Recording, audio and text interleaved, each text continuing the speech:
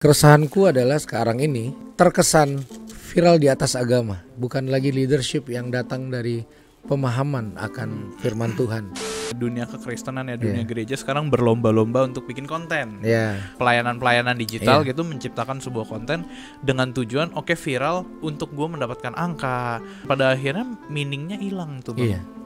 Harusnya semua konten kerohanian menjadi kunci untuk berdiri di titik-titik krisis hidup seseorang. Tanpa kamera, dengan kamera, viral atau tidak. Kita semua tuh pasti dipercayakan dengan pelayanan seberapa besar dan kecil, tapi kan bukan itu kepercayaan Tuhan ke elunya yang harus lu pertanggungjawabkan. Kapan itu rusak? Kapan itu rusak? Waktu kita bukan budak konten, kita adalah hamba Tuhan yang punya kehormatan. Wow. Jesus is my first audience. Gak ada yang nonton, Yesus audiens pertamaku. Selesai.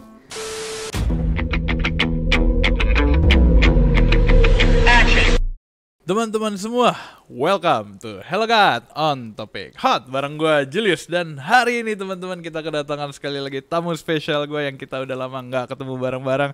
Teman-teman udah tahu semua, so please welcome Pendeta Yeri Patinasarani. Thank you semua. Thank you. Keren banget bang. Kita udah 3 kali syuting ini, yang ketiga excited banget ya. Hari ini Bang Yeri. Jadi ini podcast yang lagi viral ini ya. Waduh, kagak lah. Podcast viral terakhir mah Bang Yeri ya waktu itu. Itu banyak tuh di forward, banyak tuh ditonton. Yang pendek-pendek itu ya. Yang pendek-pendek itu. Aduh, jadi nggak nyaman nih hati gue, nih bahaya. Tapi Bang, jokes aside gitu, gue seneng banget hari ini lu bisa datang karena teman-teman, kalau teman-teman nonton konten terakhir yang bareng Coki Pardede, hari ini kita sedang berhadapan dengan orang yang bertanggung jawab untuk konten itu, Pendeta Yeri. Bertanggung jawab tuh in a good way ya Bang. Iya. Maksudnya gara-gara karena Pendeta Yeri waktu itu chat gua, akhirnya kita bisa ngobrol gitu. Tapi sebenarnya ini inisiatif dari Coki sendiri. Dia tuh kan rajin. Bener. Terus dia nanya, lu kenal nggak orang-orang Hello God? Itu apa nih? Menarik loh konten mereka. Tanyain dong, boleh nggak gua ngomong? Wah, gila, itu boleh banget sih. Kan? Jadi kan, dan seumur gue kenal dia, kayaknya hampir nggak pernah dia yang minta untuk podcast. Wow. Gitu loh. Jadi gue rasa ada sesuatu yang dunia sedang melihat. Sehingga seorang agnostik bisa halo God. nonton kan. Thank you Bang. Itu gue baru tahu soalnya yang bagian itu. Iya. Gitu. Tapi gue mulai dari gue nanya lu dulu deh. Oh boleh. Iya kan. Coki kan kontroversi banget. Terus beberapa kali dark joke, bapaknya dark joke gitulah. Lalu hal-hal yang lu bisa lihat di personality dia di sosial media, which is lu belum pernah ketemu kan? Iya. Langsung dan ngobrol langsung. Akhirnya di podcast ini kan, lu melihat sesuatu yang sangat kontras, perbedaan nggak antara dia di kamera dan waktu kamera berhenti? Terlihat sangat beda banget Bang. Sangat beda. Berarti kan lu valid karena lu tahu seperti dia apa di dalam personal branding dia di sosial media dan viral-viralnya dia. Iya. Valid. Lalu lu ngobrol dan makan bareng kan? Wah, gue ngobrol makan bareng Bang. Jadi gini, gue cerita dikit ya. Waktu itu kan kita taunya ya sama kayak yang lo bilang gitu, branding dia di sosmed dan sebagainya gitu. Tapi pas gue nyampe, dia bedanya tuh 180 derajat sama yang biasa depan kamera. Gua ngerasa dia sangat manusia gitu. Sangat baik teman-teman. Gimana ya baiknya? Kalau gue boleh sharing dikit nih Bang. Dia kayak bilang thank you. Dia kayak bilang thank you ke teman-teman. Kita di sini ada 8 orang, dia bilang thank you satu-satu. Thank you ya udah ajak makan dan sebagainya. Gila. Gue bilang itu human banget. Berarti image anak setan, anak dajjal, anak sahatam, anak neraka jahanam. Penista agama, pemakai narkoba, itu gugur. At least mungkin kalau teman-teman nggak percaya, buat gue karena gue saksi gitu. Gue ngerasa itu, yaudah itu branding gitu. Balik lagi seorang Coki ya, human. Dia tetap adalah anak Tuhan. Siapa tahu dia nonton. Anda anak Tuhan. Terus dia udah percaya kan, dia ngomong hello God. Aduh lucu nih. BTW thank you banget. Thank you. Hari itu teman-teman, kalau gue boleh juga bilang dukung pelayanan Bang Yeri gitu. Bang Yeri udah melayani begitu banyak orang, termasuk salah satunya ya Bang Coki. Teman-teman boleh dukung Bang Yeri. Sekarang Doi punya podcast baru. Ayah hadir ya Bang. Ayah hadir. Nanti gue taruh di sini. Boleh sedikit cerita tentang podcast itu, gimana kok podcast itu bisa lahir? Jadi sebenarnya menjadi sarana komunikasi aja antara pertama orang-orang yang kehilangan figur bapak gitu. Jadi kalau viral, kalau terjadi sesuatu yang luar biasa dalam dunia persilatan, cek deh lagi dia baik-baik aja nggak dengan bapaknya gitu. Paham. Artinya kalau ada komunikasi yang bisa disalurkan ke mereka, kemungkinan hal-hal brutal bisa dicegah. Baik itu secara virtual gitu. Nah itu sih kepentingannya di situ. Ya, dan mempersiapkan bahwa bapak juga yang mau nikah bingung gitu. Gue child free aja deh. Atau gue ini aja deh, gue bingung deh. Gitu. Gue mau jadi bapak gimana? Gue juga nggak ngerti dulu bapak gue juga gimana gitu.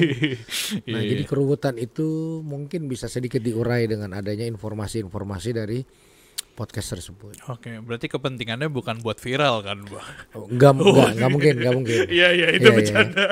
Itu bercanda, teman-teman, karena hari ini kita mau bahas secara khusus tentang pelayanan yang mengincar viral gitu. Jadi, Bang, baru-baru ini banyak banget hal-hal di sosmed yang kita lihat kan, dunia kekristenan ya, dunia gereja sekarang berlomba-lomba untuk bikin konten. Konten sosmed, konten podcast, konten YouTube. Hello, got on topic dong. Canda. Klarifikasi dan sebagainya. Tapi akhirnya kita lihat bahwa motivasi itu adalah pelayanan, kok shifting nih menjadi mencari viral gitu tuh, Bang. Gimana menurut Bang Iri? Jadi keresahanku adalah sekarang ini terkesan viral di atas agama. Siapa yang mengendalikan sirkulasi agama? Siapa yang menentukan siapa yang sesat, siapa yang enggak? Siapa yang benar, siapa yang enggak? Siapa yang layak dijadikan sahabat, siapa yang enggak? Siapa yang harus dijauhi, siapa yang enggak? Mesti kemana kalau terjadi sesuatu? Mencari informasi di mana? Sadar nggak sadar, viral mengontrol sirkulasi agama. Bukan lagi leadership yang datang dari pemahaman akan firman Tuhan. Artinya terjadi perselingkuhan keras antara nilai dunia dan nilai informatif kekristenan dalam kontekstual sosial media. Waktu kita mau berinteraksi dengan orang sebagai bentuk melayani atau mengayomi, maka metodologinya tanpa sadar terjadi perselingkuhan. Kita maksudnya untuk gini loh, misalnya contoh ya. Orang pengen bikin konten yang bagus, soundnya, orang kreatifnya, lightingnya, snack-snacknya, materinya, lalu sepi. Nah, sepi itu kan masalah. Sama kayak banyak gereja mempermasalahkan sedikit tuh masalah, gitu. Nah, lalu pencapaian tidak tercapai kalau tidak ada sebuah traffic atau logaritma atau trending topic. Trending topic tidak dikuasai dan bisa dilahirkan oleh ministry sekuat dan segede apapun. Itu dikendalikan oleh industri. Ada brand, ada perputaran miliaran rupiah di situ, ada kepentingan politis, ada kepentingan semua, dari yang hitam sampai yang putih. Dari digital marketing sampai prostitusi online. Gitu loh. Ada semua di dalam dunia digital dan di balik viralnya ini. Gitu. Sehingga misalnya orang mau berkontribusi secara besar, maka yang harus dia putuskan adalah mencari kue yang besar yang dicari banyak orang di sosial media. Jadi gua harus viral. Iya. Misalnya akhirnya tadinya dia ingin motivasi soal pernikahan, soal keuangan, akhirnya mereka akan masuk dalam portal-portal debat yang hari ini trendingnya besar dibanding hal-hal yang seharusnya natural, penting gitu loh. Makanya ketika kita memunculkan konten baik kita dengan 5 kesalahan mereka. Nomor 4 akan buat kamu tercengang. Sering banget tuh di TikTok. Sering banget tuh di TikTok. Ya. Kacau. Ternyata Alkitab nggak sepenuhnya benar. Misalnya kayak gitu. Iya. Jadi kita memainkan sampah itu dan kita jejelin ke orang-orang demi sebuah traffic. Makanya kalau kita mau jujur, siapa sih yang mengendalikan pergerakan hari-hari ini? Viral. Sosial media yang sebenarnya ada industri di belakangnya. Iya. Nih, orang bahas tentang agama mana yang benar dan yang salah. Iya. Di sininya jualan kosmetik. Artinya apa yang mau diharapkan dari diskusi agama yang ujungnya jualan? Karena itu kepentingan viral adalah kepentingan industri. Nah makanya teman-teman yang masuk dalam dunia persilatan sosial media harus tahu rambu-rambu viral ini. Kalau tidak, kita akan jadi gelandangan konten. Kita akan jual diri, jual nilai demi ada dalam sebuah traffic. Kita akan musuhi sahabat-sahabat kita. Kita akan jauhi demi sebuah stand up kepentingan yang ada dalam portal viral. Begitu. Nah makanya sangat sulit viral dijadikan sebuah justifikasi untuk menjadikan kebenaran. Karena dalam viral itu banyak layer. Contoh, viral itu sangat sulit dicapai oleh hal-hal yang sifatnya positif gitu. Sulit banget kalau menurutku ya.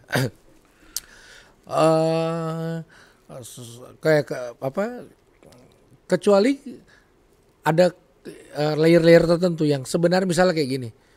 Siapa yang benar dan siapa yang salah itu menjadi hal yang sangat krusial dalam sebuah pesan viral.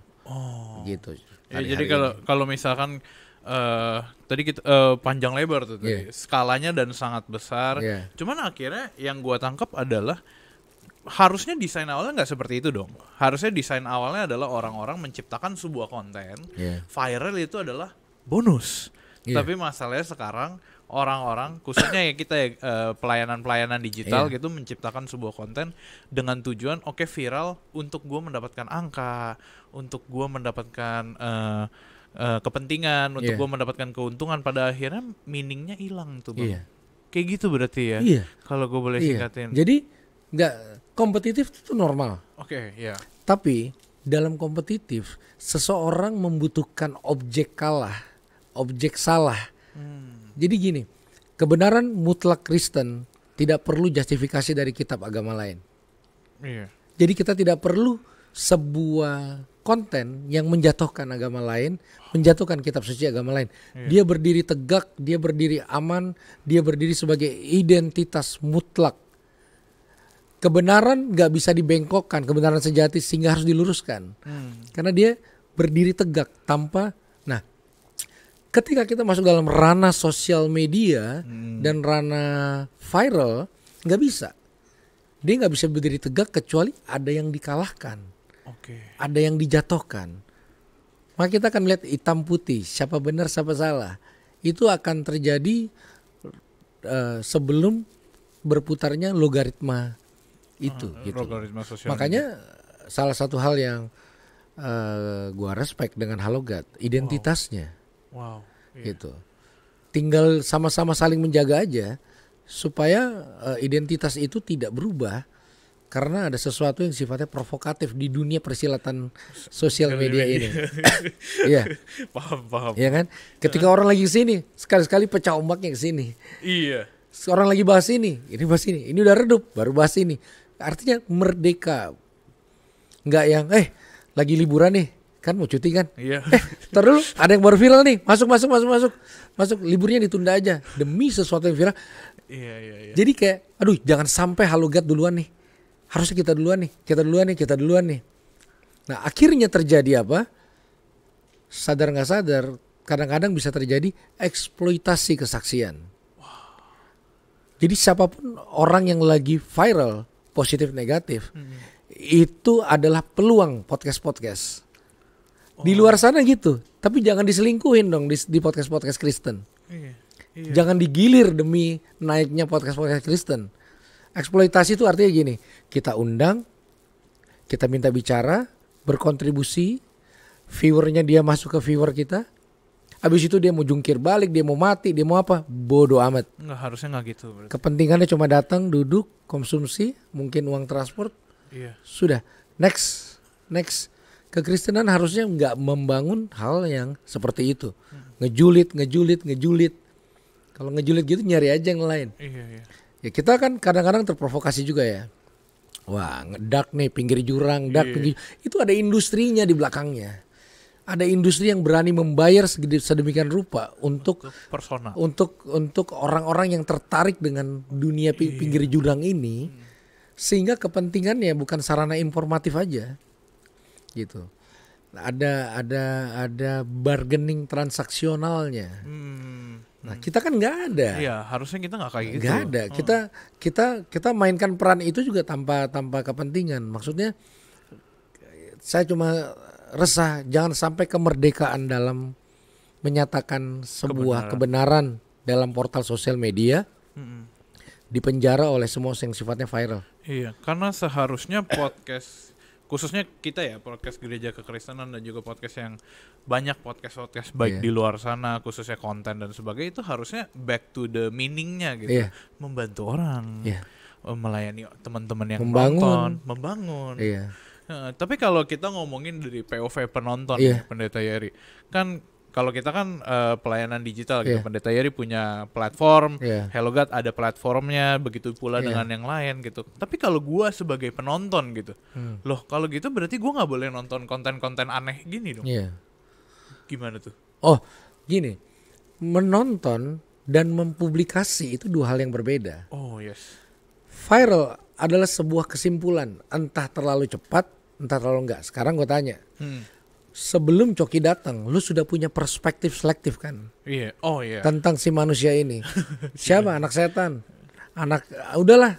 Itu kalau diomongin sensor semua. Iya. Nah, bayangkan dia membangun itu menjadi viral karena ada banyak kepentingan. Iya. Nah, bayangkan kalau kita anak Tuhan belum pernah ketemu, belum pernah ajak ngomong, kita bandrol dia dengan kesimpulan. Itu yang gue bilang viral memimpin agama, viral memimpin perspektif agama tentang sebuah kasus atau seseorang. Labelingnya keluar dulu ya. Labeling tuh maksudnya gini teman-teman. Jadi kayak teman-teman yang nonton belum kenal nih Pendeta Yeri, tapi kelihatan kayak wah pendeta ini kayak sering berantem nih sama orang gitu-gitu. Dan akhirnya udah kebangun dulu gitu. Lu udah melihat seorang Pendeta Yeri jelek, padahal lu belum kenal. Gitu kan? Iya kayak gitu kan. Akhirnya, Iya dong. Orang-orang akhirnya ya kayak melabel gitu secara nggak langsung. Nah, orang yang mau masuk berkontribusi harus tahu ada konsekuensinya. Begitu. Jadi kayak dulu misalnya, Yeri mana nih? Yeri narkoba, oh iya. Sekarang Yeri mana nih? Yeri progresif. Iya. Tahu. Iya. Artinya ya begitu. Itulah makanya gue bilang sepertinya semua yang viral apapun itu karena sudah dalam packaging industri sampah lah. Makanya harusnya portal kekristenan tuh punya sebuah filter. Gini. Gue pernah keliling ke beberapa. Gereja. Bukan podcast. Podcast. Ya kan? Podcast ya. Podcast ya. Kita bicara soal viral kan. Viral, yes. Pernah sama Raffi, sama Andre dan sebagainya ya, sama Close the Door semua. Tapi kalau bicara soal value kingdom, ya di Hello God lah.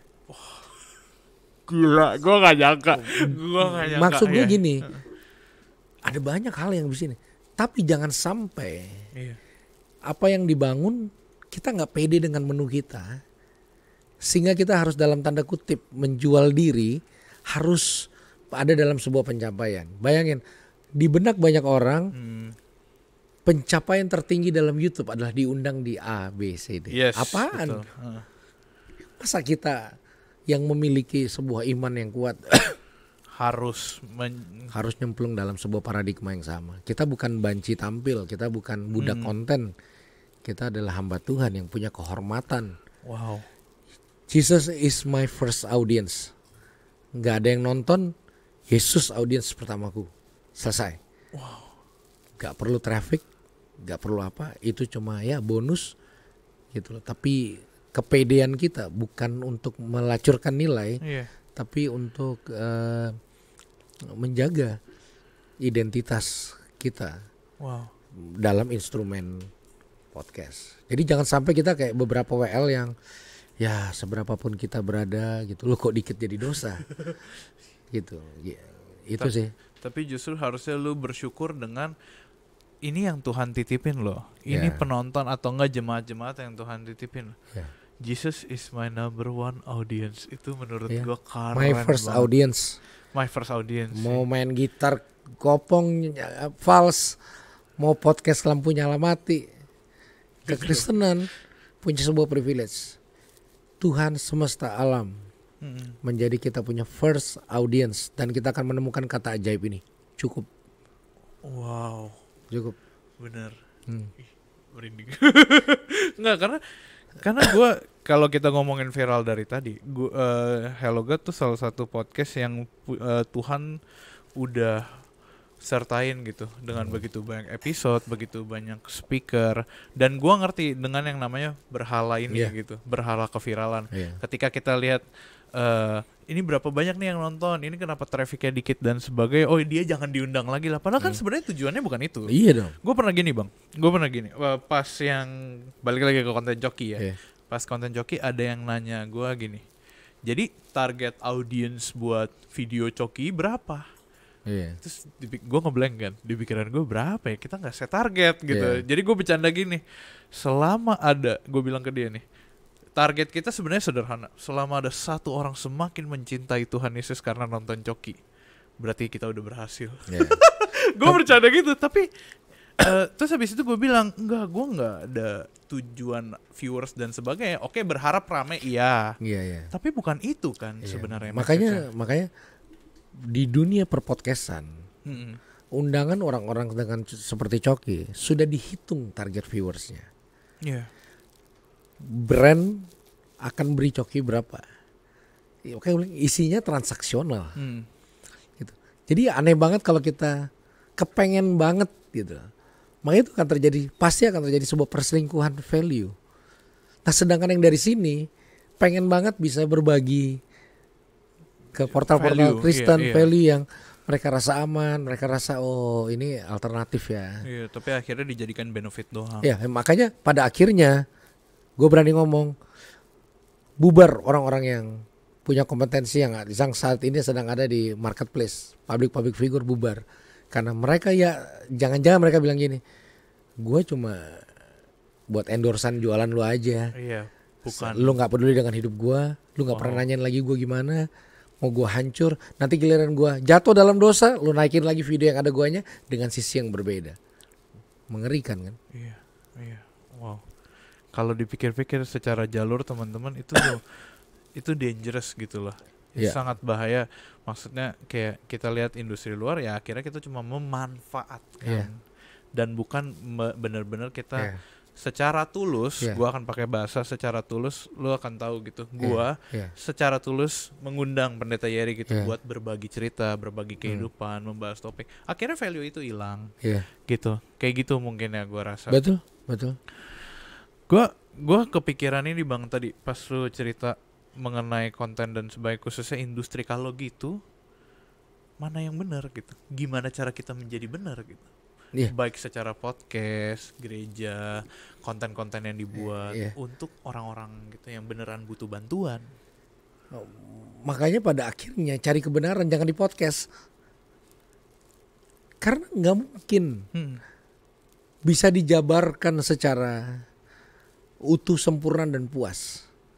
Lama-lama kita nggak lagi menghargai pertemuan tatap muka, tepuk bahu. Mencari kebenaran dalam podcast itu menurut gue lama-lama kayak orang lagi milih menu makanan aja. Lo cuma mau denger apa yang lo butuh dan lo mau. Dan tujuan podcast adalah memenuhkan apa yang lo butuh dan lo mau. Mau versi apa? Pinggir jurang, setengah jurang, gak ada jurang, di jurang, ya kan? Yang putih, yang hitam, yang lucu, yang ini, yang gimmick, yang badut, yang ini, ada semua.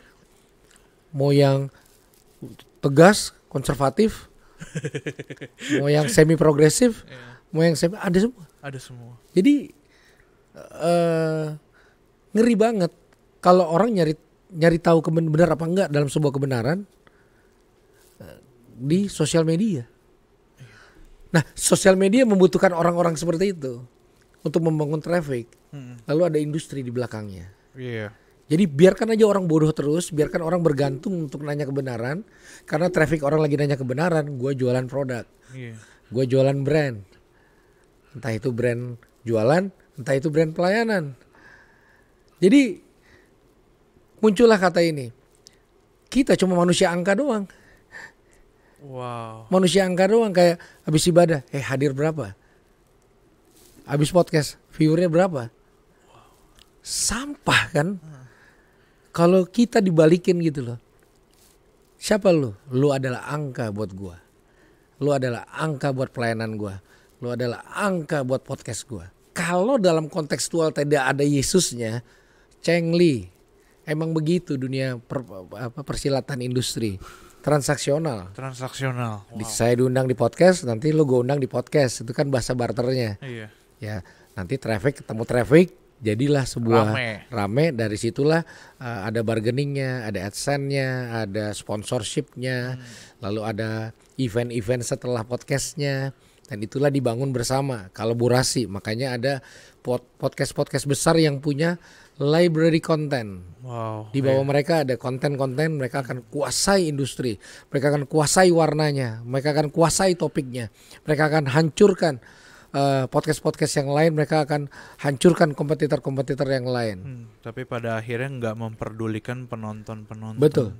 Makanya kekristenan yang masuk dalam dunia sosial media secara global, maka akan bertarung dengan kompetisi secara global.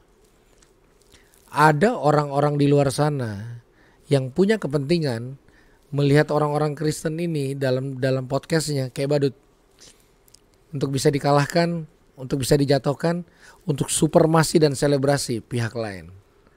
Nah, kalau kita nggak sadar akan itu, kita polos-polos aja, gitu. Kacau gitu loh. Tanpa sadar kita dipoles, ditaruh lagi ke kita ribut, lalu mereka tepuk tangan. Nih wajah kekristenan yang sesungguhnya. Omong kosong kasih, omong kosong semua yang dibilang. Buktinya monggo buka sosial media dan YouTube kalian, isinya gontok-gontokan siapa benar, siapa salah, siapa sesat, siapa enggak. Dan itu lebih penting dibanding kasih yang sempurna dari warna kekristenan yang sendiri. Wow. Gitu. Ya itu sosial media bro. Iya. Ini gue speechless nih bang. Maksudnya gimana ya? Karena kalau lu ngomong panjang lebar barusan, terus kepala gue lagi berputar-putar di sana, berarti selama ini kita nih, gue akan mengakui kita semua pelayanan digital berarti sedang menghadapi yang namanya kegagalan. Karena kita berlomba-lomba akhirnya bang. Kita berlomba-lomba, oke siapa yang tayang duluan. Oke kita berlomba-lomba tentang angka, kita berlomba-lomba tentang YouTube kita apa yang lama dan sebagainya. Tapi akhirnya kita gak peduli dengan yang nonton. Gak peduli dengan orang-orang yang bergumul beneran secara tulus, yang membutuhkan tanda kutip kehadiran, yang membutuhkan kasih. Tapi akhirnya kita nggak terjun ke sana. Wow. Gitu. Makanya sulit mencari dan menemukan, bahkan mengklarifikasi sebuah kebenaran mutlak dari platform sosial media. Apa yang mau diharap dari 40 menit? Video 40 detik aja viral. Dengan begitu dari 40 detik lahir mungkin 40 seminar klarifikasi. Apa yang mau diharapkan dari kesimpulan itu? Sedangkan sosok Coki aja lu lihat 100% berbeda dari yang di luar sama yang di ini. Nah kita kan justifikasinya yang di kamera semua. Makanya bilang viral di atas agama hari ini. Harusnya muncul passion untuk mengembalikan lagi. Bukan segala-galanya viral itu. Itu bonus. Iya. Dan bisa buat kita bisa buat kepleset. Sangat buat kita kepleset. Lalu auto jadi musuh masyarakat. Jadi lu bangun 20-30 tahun ministry dengan hati tulus. nyemplung di sosial media, hilang. 1 menit kesalahan hilang. Lu punya jejak digital yang sulit. Iya. Makanya jangan mainkan isu viral, karena mungkin lebih banyak sampah isinya. Pada akhirnya harus kembali ke meaning awalnya. Ya. Melayani orang, menyebarkan kebenaran, mencari kebenaran yang sejati. Mungkin tanpa kamera, tanpa sorot lampu, ketemu orang langsung, tanya dari hati ke hati, urai sama-sama. Integritas main di situ ya. Ya. Sedikit bercanda, gue tadi pas bilang di konten orang-orang bertukaran, dikasih ongkos lah, dikasih ini, dikasih snack. Gue ngasih coki nasi campur. Dia sih asal babi udah seneng dia. Iya, gue lumayan dapat pujian pas dia bilang, iya cuma di podcast ini doang saya dihidangkan nasi campur. Wah, gue bilang hati terima kasih Tuhan Yesus. Aduh, lucu banget. Karena tapi lo enjoy nggak persahabatannya dibanding viralnya? Gue sangat enjoy. Itu Christianity. Itu dia, itu yang gue bangun sama dia. Tanpa kamera, tanpa lighting, tanpa semua.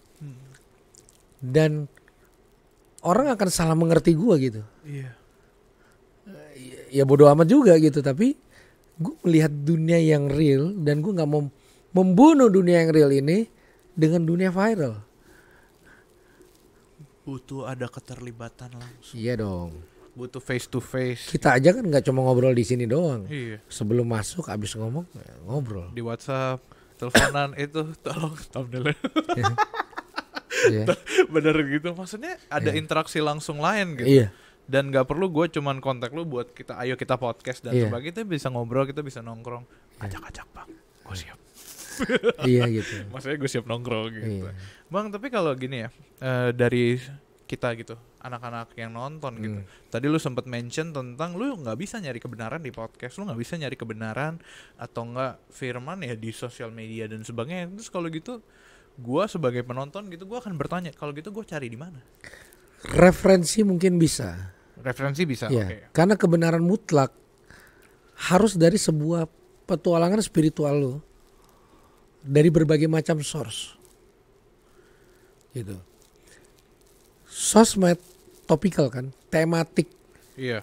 Gitu. Maka bilang akan jadi menu. Dan lu nggak bisa melihat pasal keseluruhan hanya berdasarkan dari satu postingan aja gitu. Makanya kalau lu cari makan di sosmed pasti lapar. Iya. Kan tuh kayak ngotorin gigi doang sebenarnya. Nah, apalagi diskusi-diskusi penting, diskusi-diskusi ya, karena kebenaran mutlak tuh butuh kekayaan paradigma sehingga akhirnya kita punya sebuah kesimpulan. Dan bagaimana orang bisa salah? Orang bisa ternyata tanpa disadar dalam podcast menampilkan personalitinya dia, defense-nya dia. Iya. Gitu loh. Makanya membangun persahabatan di sosmed,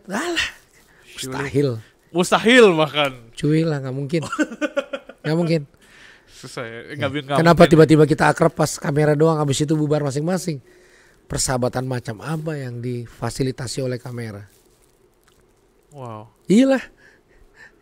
Wow. Teman virtual.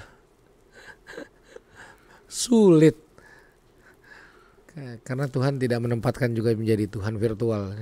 Tuhan menempatkan menjadi Tuhan yang hadir. Hadir, ya. Gitu. Wow. Iya bang, karena akhirnya ya teman-teman yang harusnya kita layanin kan menjadi market.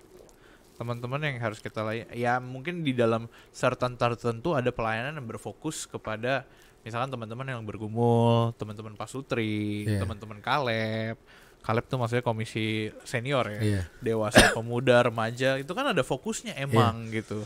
Dan kayaknya memang awal-awal gitu kan, kalau kita lihat pelopor-pelopornya CBN kan, Solusi, itu mereka berkata seperti serangan udara, mampu ngetok rumah untuk memberikan kabar baik tanpa ngetok rumah maksudnya. Kita udah bisa ada di kamar, mereka lagi sedih, mereka lagi ini, mereka lihat, ada yang doain, ada call center, ada ini. Jadi bukan hanya mencari mana yang benar mana yang salah ya. Iya. Itu karena gini, hal yang akan menjadi sangat seksi ketika terjadi sebuah peristiwa viral adalah berlombanya mencari simpati manusia di sosial media. Simpati lawan simpati. Jadi orang di sosial media butuh portal-portal, podcast-podcast atau orang yang benar tuh lo tahu. Emang yang bajingan salah tuh dia. Iya. Ada juga orang-orang yang menyediakan gitu. Lo butuh simpati, datanglah ke saya secara virtual. Karena saya juga butuh crowd. Gitu. Ada yang membongkar aib. Sekarang orang punya masalah keluarga, mau pisah, KDRT, datangnya ke podcast. Karena di situ masalah bisa terselesaikan. Tapi sedih banget harus viral. Viral ada yang peduli, ada yang ngenyek, ada yang mentertawakan. Iya.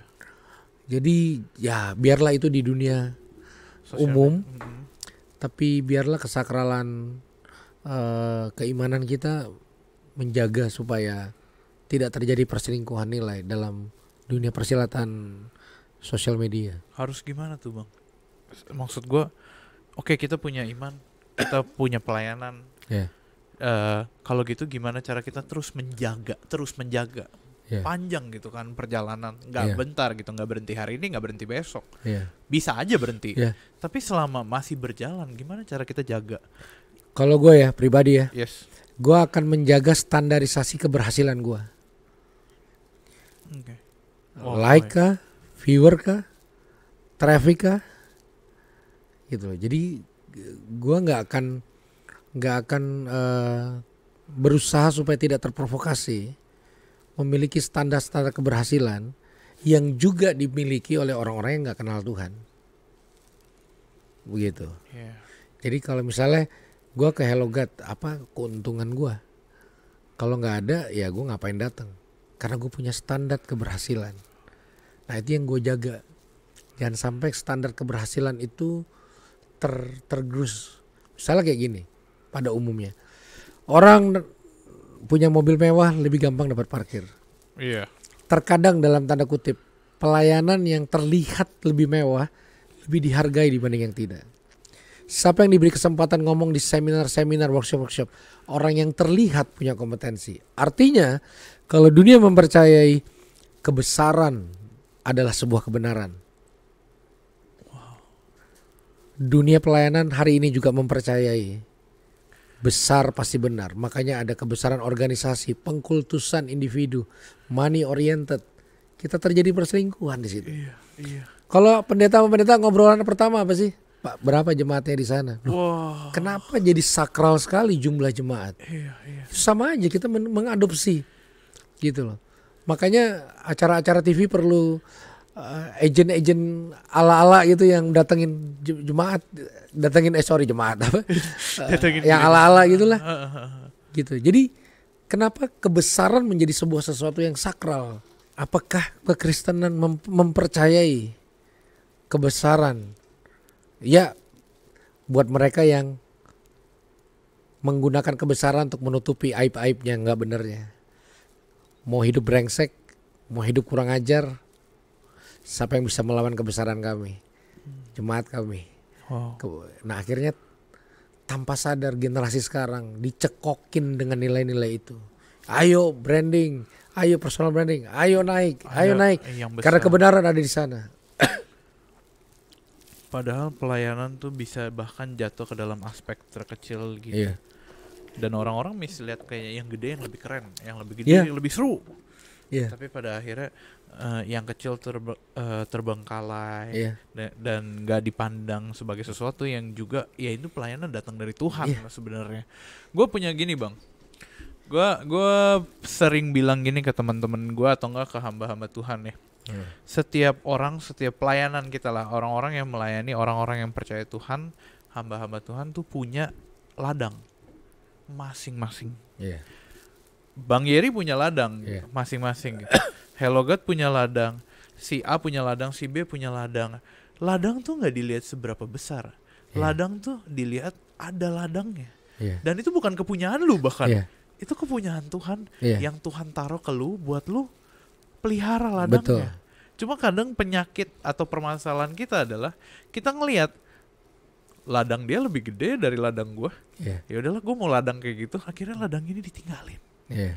Gue ngerasa permasalahan kita termaksud ini berkaca dari mungkin kita introspeksi bareng-bareng gitu.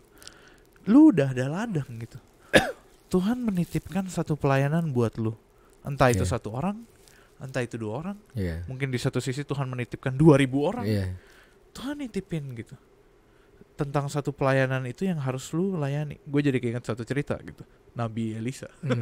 Monggo bro, monggo. Oh enggak, sorry bang, gue potong. Nabi Elisa tuh punya waktu itu pernah datang ke ibu dan anak gitu kan, yang nggak punya makanan.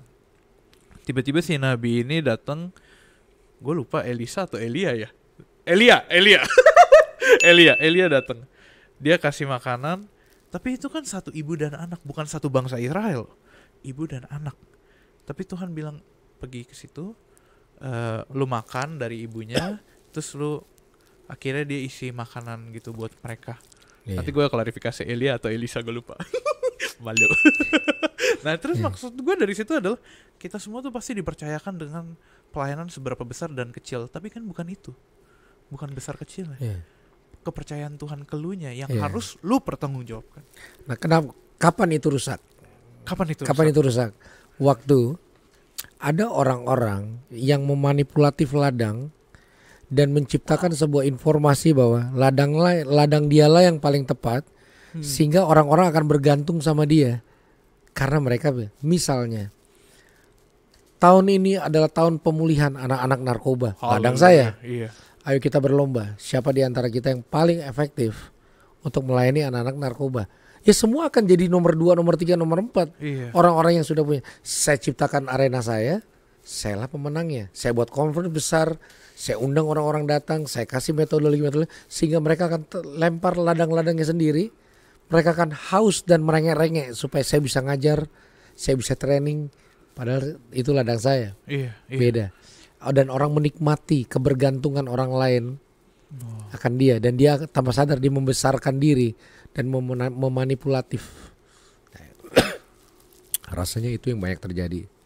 Dan itu yang harus, ya kalau kita lagi di sana mungkin itu satu sisi wake up call ya, gue bilang wake up call atau enggak kayak peringatan. Peringatan buat kita ya, ayo kita sama-sama introspeksi gitu. Ayo kita sama-sama coba benerin lagi, balik ke apa value-nya, apa meaning-nya. Balik ke situ mungkin ya, kita balik dari ground zero-nya, belajar dan juga cari tahu gitu. Jangan sampai kita terjerumus ke dalam pembicaraan panjang lebar tadi. Mengincar keviralan. Gila. Speechless loh. Menurut gue yang lu bawain berat banget gitu. Gue ngerasa gue perlu nonton sekali lagi. Tapi Bang Heri kalau gitu mungkin sedikit message gitu ya. Buat teman-teman yang lagi nonton. Kalau mungkin ada hamba-hamba Tuhan atau tim pelayanan lain yang lagi nonton gitu. Podcast lain yang mungkin lagi nonton gitu. Message buat kita semua gitu, anak-anak Tuhan yang punya ladang, yang sedang menjadi ladang gitu, yang sedang dilayani. Khususnya mungkin tadi kalau gue boleh tangkap adalah teman-teman yang lagi di kamar mereka sendirian, bergumul, nonton gitu. Kita bisa ngapain sih buat mereka? Ya, pertama, viral itu bukan kesempatan. Viral itu bukan kesempatan untuk kita mengeluarkan ilmu yang kita sudah pelajari selama ini. Karena portal yang sesungguhnya untuk mengeluarkan ilmu yang kita pelajari selama ini adalah mempersiapkan hidup dan instrumen hidup kita untuk berdiri di titik-titik krisis hidup seseorang. Tanpa kamera, dengan kamera, viral atau tidak. Harusnya semua konten kerohanian menjadi kunci sehingga menemukan gembok-gembok yang terkunci. Kalau masalah kalau gembok dibuat dengan kuncinya, berarti setiap masalah diizinkan dengan solusinya. Semua portal rohani adalah part dari solusi yang bahkan kekuatan pemerintah pun belum tentu bisa menanganinya.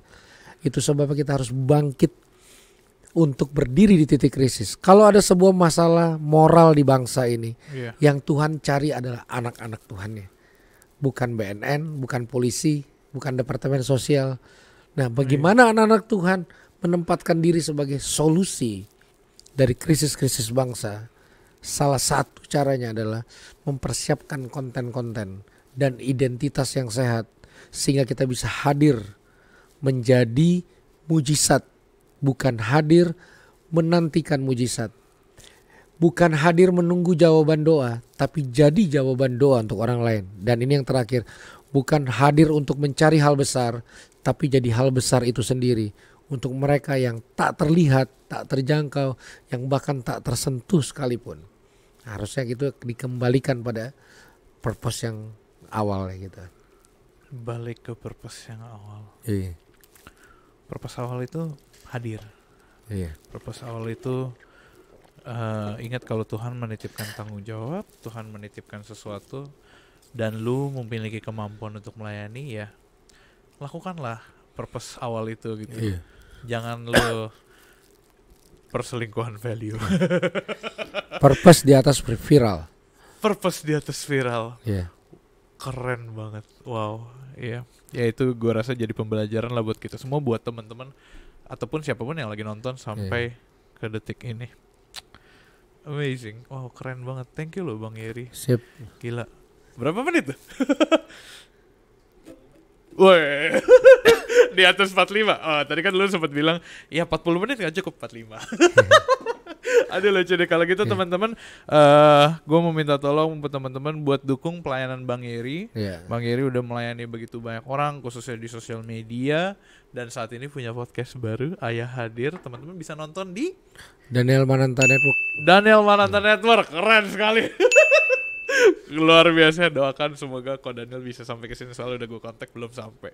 Gitu. Daniel Mananta Network, teman-teman jangan lupa nonton podcastnya Bang Yeri, Ayah Hadir di sana, dan juga follow Instagram Bang Yeri ada di Instagram, TikTok ya kalau nggak salah. TikTok ada, Instagram ada. Instagram dan TikTok. Nah teman-teman, selatar belakang episode kali ini juga gara-gara postingan Bang Yeri gitu. Tapi gue kaget sih lu menangkap yang itu. Yang itu rasanya nggak ada yang peduli gitu. Kalau gue pikir postingan yang lain gitu. Iya. Karena postingan itu rasanya tidak mendarat di hati banyak orang ya. Kalau menurut kebiasaan gue memposting. Oh iya. Cuma gue tangkap itu bukan gue yang nangkep Bang, Roh Kudus. Siap. Sorry banget ya. Dia juga ketawa, gue juga ketawa. Ada lucu banget. Teman-teman, kita minta tolong juga buat follow sosial media kita. Ada Instagram, TikTok, YouTube. Teman-teman bisa nonton juga podcast ini dengerin podcast ini di Noise dan Spotify. Juga minta tolong download aplikasi kita, ada di App Store, Play Store. Teman-teman, nah di situ teman-teman bisa mendoakan, dan juga kalau teman-teman butuh bantuan doa, didoakan, maka kita akan mendoakan, kita juga akan approach teman-teman. So gitu teman-teman semua. Thank you Bang Yeri for today. Thank you banget. Gila, bisa-bisanya chat hari Selasa datang hari chat waktu itu hari ini langsung datang, keren deh. Thank you Bang Yeri. Sama-sama. Untuk karena udah datang hari ini. Thank you untuk Hugo di sebelah sana, dan tentu saja thank you teman-teman semua for watching Hello God on Topic, where Hello God will always be on topic. God bless you teman-teman semua. Stay connected with Hello God.